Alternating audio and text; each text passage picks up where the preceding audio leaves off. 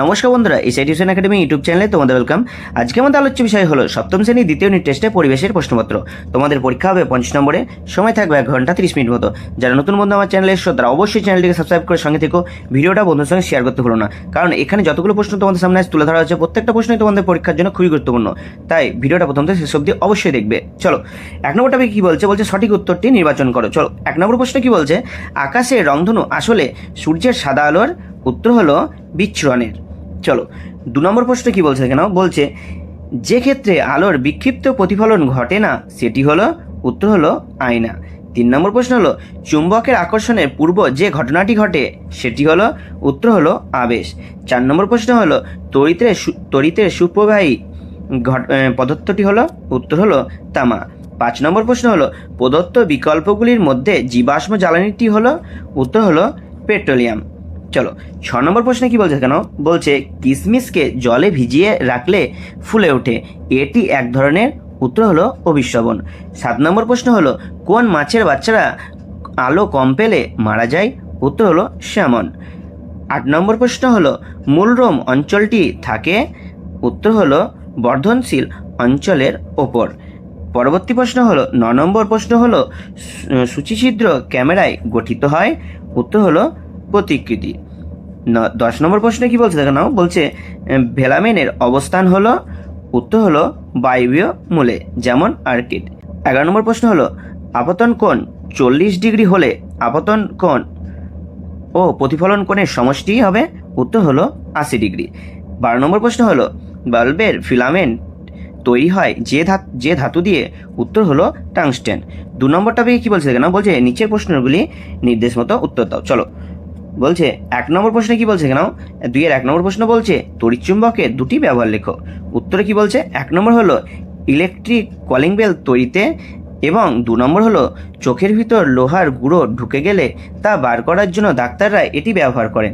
2 নম্বর প্রশ্ন হলো আলোক রশ্মির সমতল দর্পণে লম্ব আপতন ঘটলে প্রতিফলন কোণের মান কত হবে? উত্তর হবে 0 ডিগ্রি। 3 নম্বর প্রশ্ন হলো নৌ কম্পাসে কী ধরনের চুম্বক ব্যবহৃত হয়? উত্তর হলো চুম্বক শলাকা।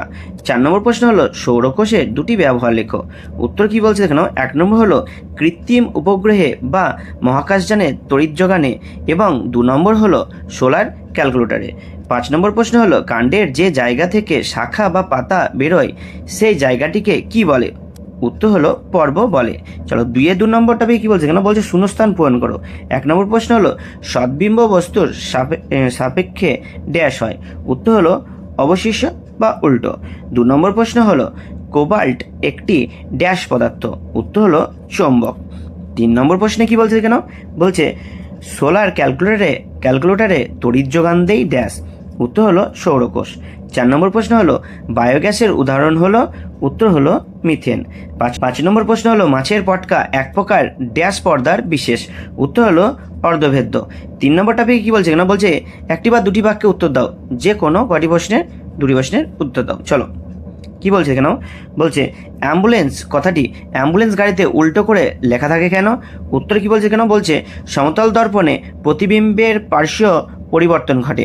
অ্যাম্বুলেন্সের সামনে থাকা গাড়ির চালক যখন রিয়ার ভিউ মিররে উল্টো লেখাটি দেখেন তখন পার্শ্বীয় পরিবর্তনের কারণে সেটি সোজা অ্যাম্বুলেন্স হিসেবে দৃশ্যমান হয়, ফলে তিনি দ্রুত পথ ছেড়ে দিতে পারেন।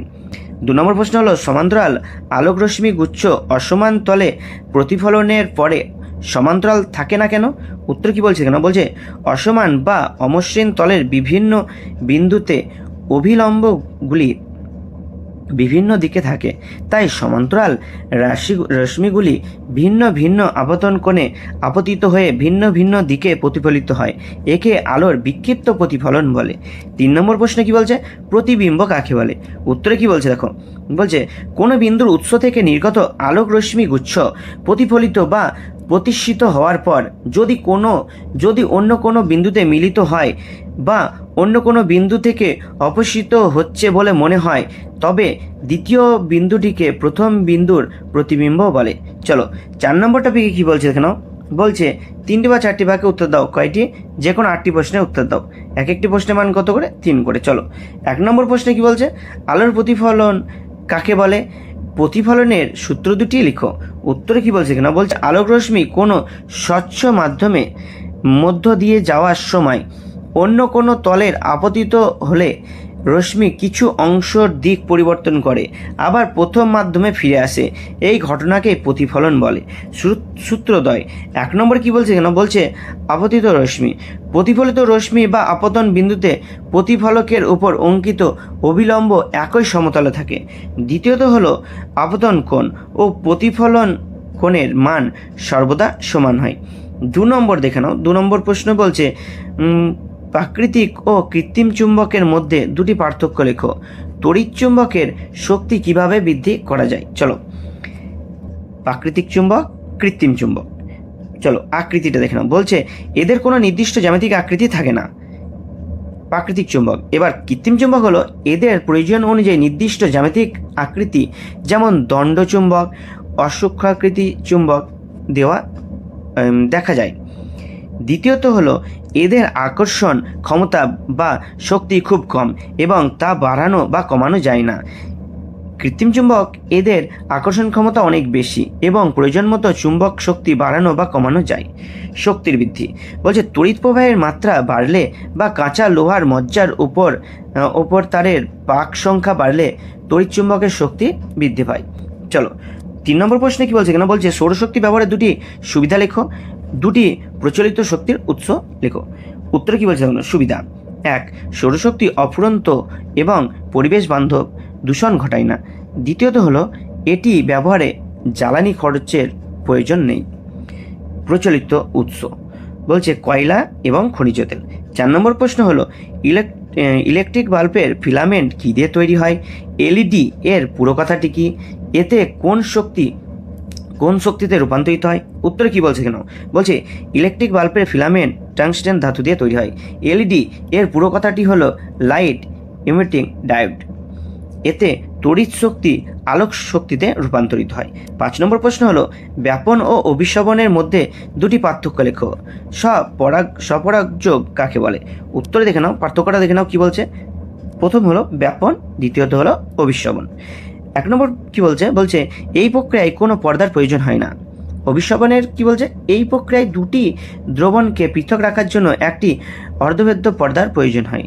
দ্বিতীয়ত মাধ্যম দেখে নাও, বলছে কঠিন তরল বা গ্যাসীয় যে কোনো মাধ্যমেই ব্যাপন ঘটতে পারে। অভিশবন কেবল তরল বা দ্রাবক মাধ্যমেই ঘটতে পারে। স্বপরাগযোগ কোনো ফুলের পরাগরেণু যখন সেই ফুলে বা সেই একই গাছের অন্য কোনো ফুলের গর্ভমুণ্ডে স্থানান্তরিত হয় তাকে স্বপরাগযোগ বলে। 6 নম্বর প্রশ্নে কি বলছে দেখে নাও, বলছে চিত্রের সাহায্যে উদ্ভিদের মূলের বিভিন্ন অংশ চিহ্নিত করো। উত্তর কি বলছে একটি আদর্শ মূলের 4টি অংশ, যথা 1 নম্বর বলছে মূলত্র অঞ্চল, 2 নম্বর বর্ধনশীল অঞ্চল, 3 নম্বর মূলরম অঞ্চল, 4 নম্বর স্থায়ী অঞ্চল।